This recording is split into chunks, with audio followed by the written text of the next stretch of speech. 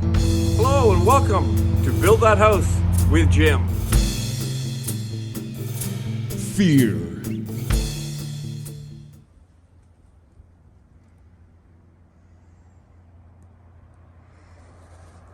Hey everybody.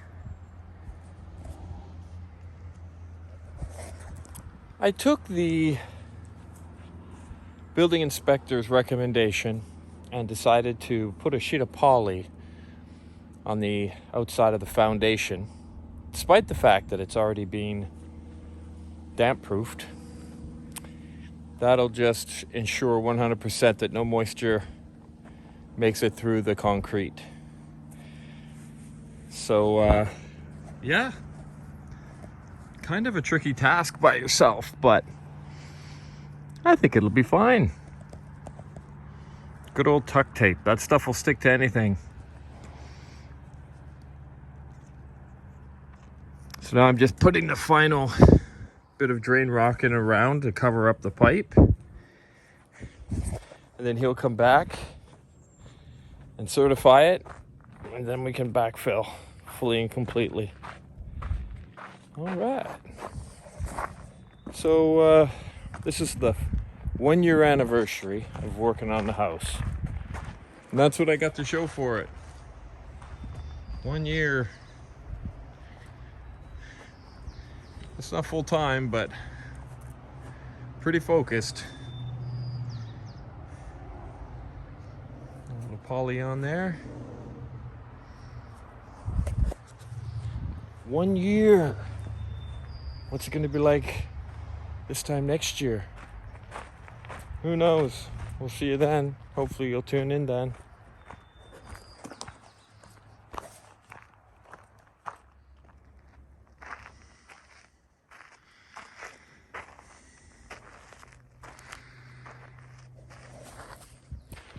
Okay, so I'm just coming down to the last probably 1,500 pounds of drain rock. And I've moved that manually by hand by putting the 24,000 pounds of drain rock into those buckets and distributing it around the perimeter of the foundation. Another Herculean task, obliterated by grit, determination, and just an undying will to get this job done. Why didn't I use a machine? Well, you can see over there, can't get a machine over there. You'd have to pull all this back to get the machine in there. And even then, you'd have to drive over, grab one scoop at a time, go over, drop it in, take quite a bit of excavation. So I did it by hand. It's done. And I'm just about done. This will be gone in the next frame. All right, it is gone. 24,000 pounds of drain rock, manually moved by putting them into two buckets, left and right. And a lot of it, I first started over here. I'd walk over here with the buckets, and I put it right there. And then all the way down the line. And although I don't have any footage of me actually doing this is riveting content, isn't it? This guy's insane. Then at some point, I had to actually have two, left and right hand, walk along this wall, dump it, and then systematically go down the line, dump it over that pipe. Then eventually I got here. I threw it down as far as I could in the buckets to about there. Then I got a wheelbarrow and put it here. Then I'd walk over, I'd dump 3 or 4 of the buckets in the wheelbarrow, and I wheelbarrow it down there.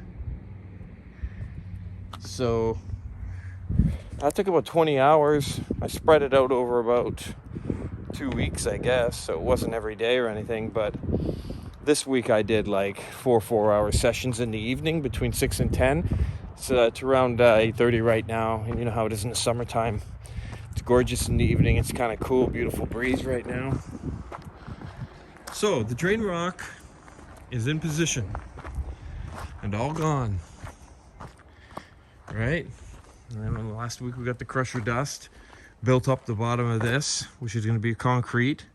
All the pipe under there, the drainage, so when wind blows, your rain and stuff down into there, which I don't think it's going to happen very often, but if it ever did, that little drain there, all the concrete will be, you know,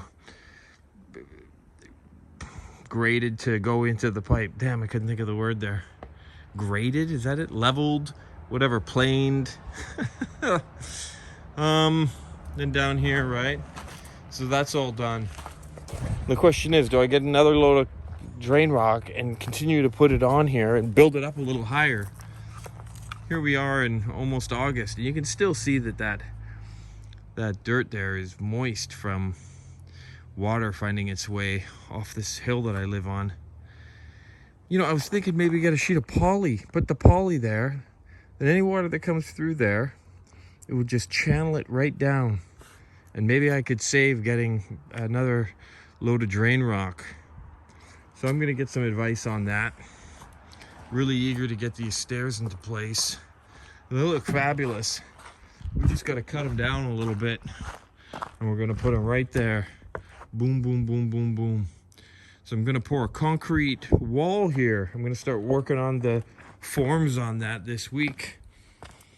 It'll look very similar to these forms. It'll have like a wide base, and then I'll cut a notch, so that pipe, and there'll be a wall right here poured, and then those stairs will bolt right onto that wall, and this will all be concrete, as like I said, and then you'll actually be able to use the stairs.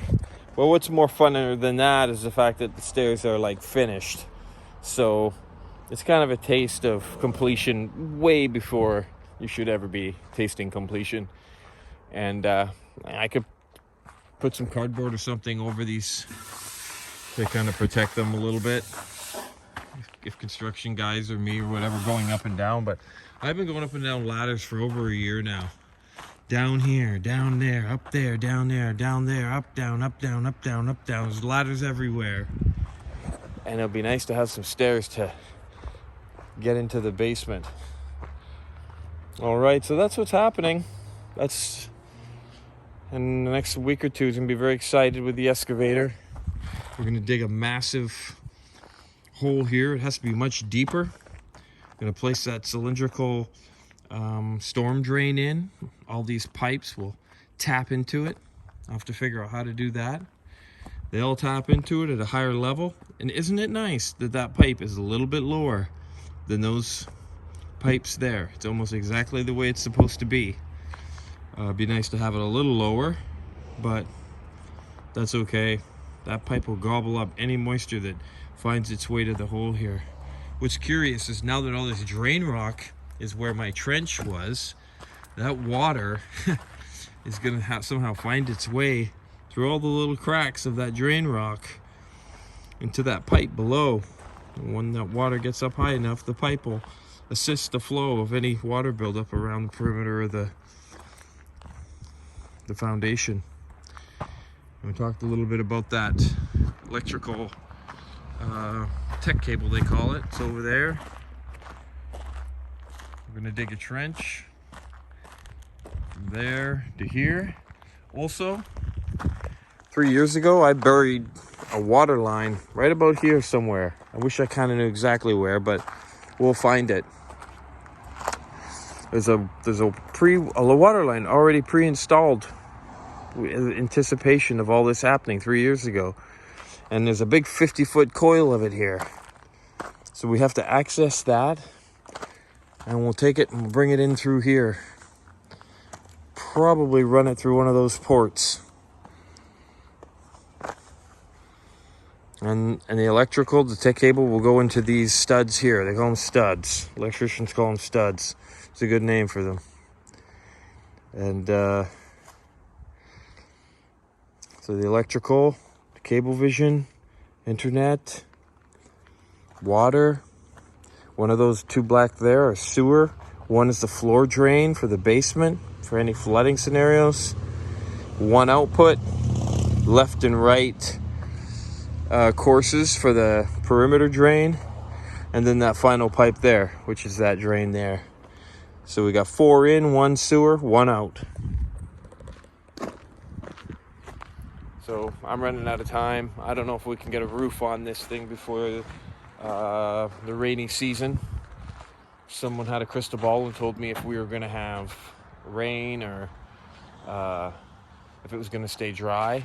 I remember some years here where I live, it's beautiful right through December. So if I knew that was going to happen, I might go for it. I'm a little apprehensive again because I don't want the wood to get all wet and, you know, distorted and shrink and twist and everything else. So the roof has to be on. We've come this far. What the heck, eh? Again, it's been a lot of fun, but just full on, incredibly full on labor. And I've done way more than what guys would mostly do. They'd have machines or they'd hire guys to do it, but I did it myself.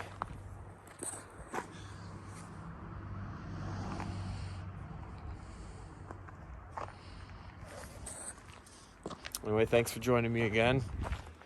And subscribe if you haven't already.